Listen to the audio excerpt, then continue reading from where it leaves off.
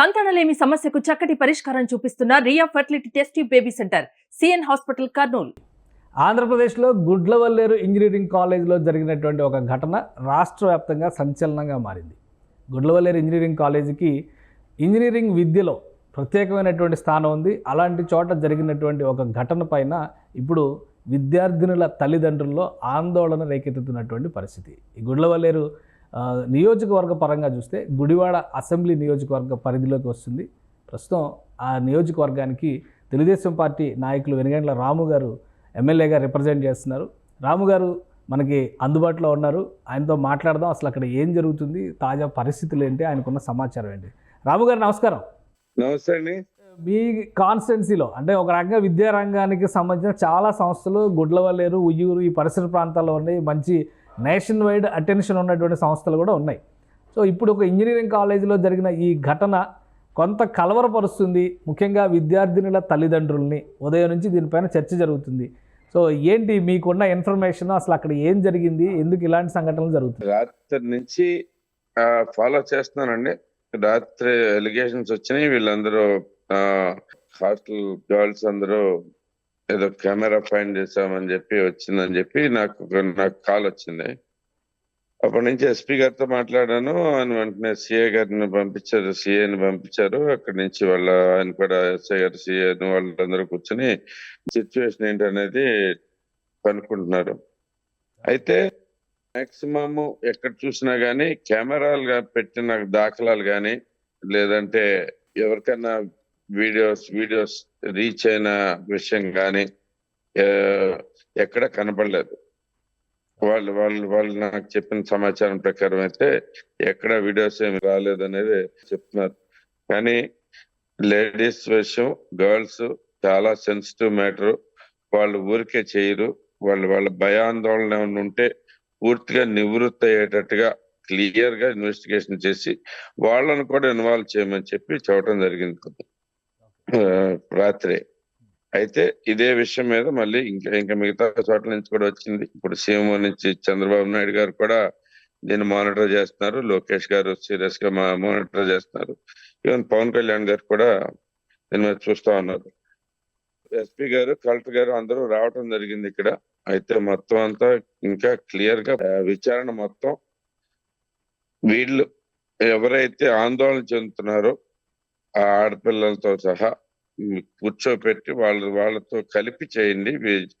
మీరు చేసే విచారణ అంతా సరిగ్గా అంటే ల్యాప్టాప్స్ ఇవన్నీ చూపించారు, వాళ్ళకి మొబైల్స్ అన్ని చూపించారు.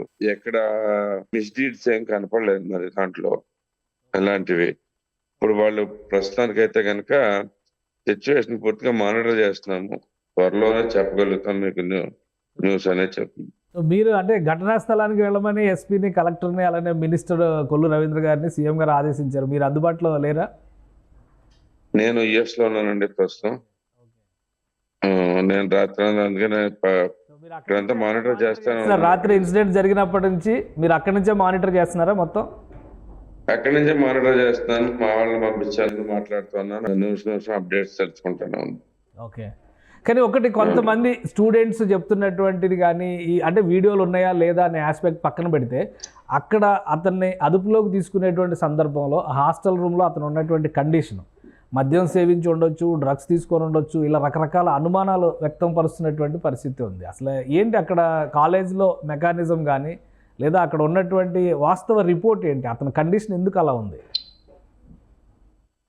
4-5 విద్యార్థుల మధ్య జరిగిన వ్యవహారం లాగా ప్రస్తుతానికి అనిపిస్తా ఉంది.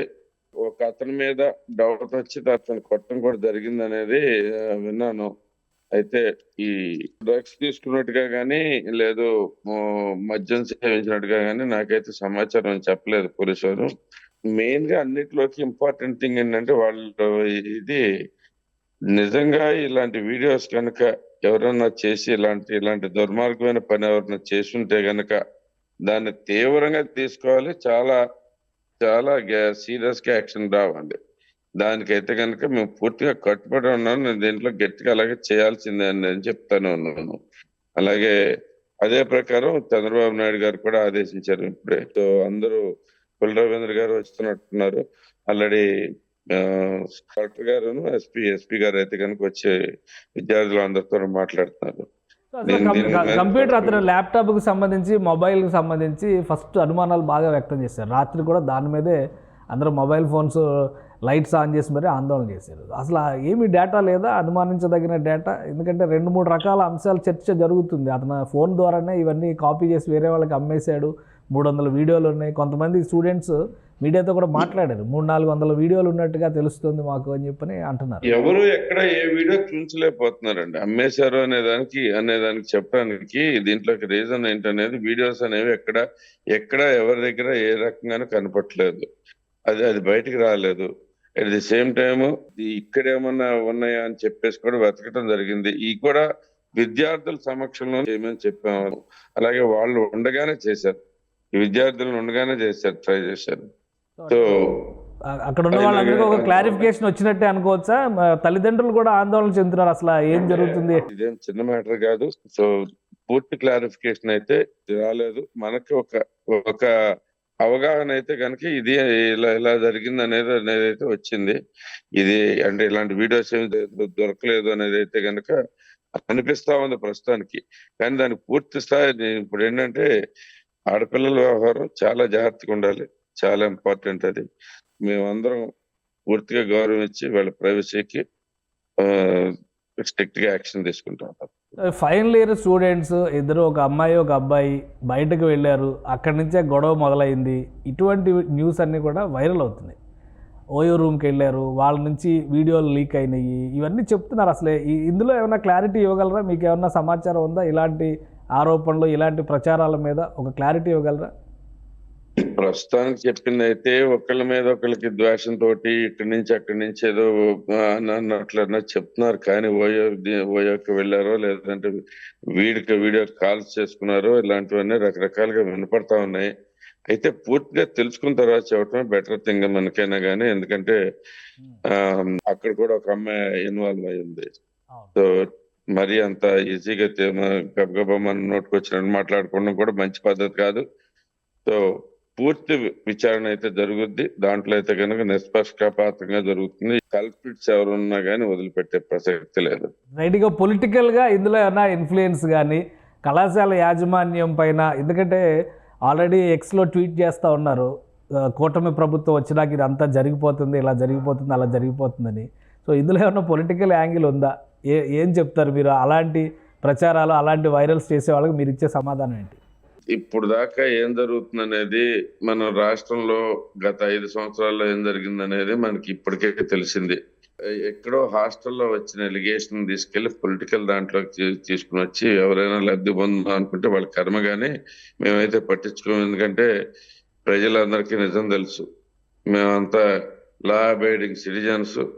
ఎట్టి పరిస్థితుల్లోనూ ఏమన్నా తేడా జరిగితే మేము చాలా స్ట్రాంగ్ గా రియాక్ట్ అవుతాం అనేది కూడా అందరికీ తెలిసిన సంగతే. సో దాని గురించి మనకు వర్రీ లేదు. ప్రస్తుతం నా వర్రీ అలా ఈ ఆడపిల్లల గురించి ఒకటే. నాకు వాళ్ళు ఏం చెప్పుకున్నా ఏది చెప్పుకున్నా కానీ ప్రజలు నమ్మే పరిస్థితి లేరు. ఇదైతే నా బాధల్లా ఈ ఆడపిల్లలకి ఎలా భరోసా ఇవ్వగలం రేపు నుంచి అనేది నా బాధ.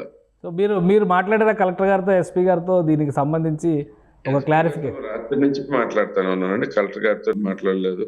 ఇప్పుడే వాళ్ళు అక్కడే డిస్కషన్ లో ఉన్నారు కాబట్టి నేను ఆయనతో కూడా తర్వాత మాట్లాడి విషయం తెలుసుకుంటాను. రైట్. థ్యాంక్ యూ రాము గారు, మీరు లైవ్లో జాయిన్ అయినందుకు.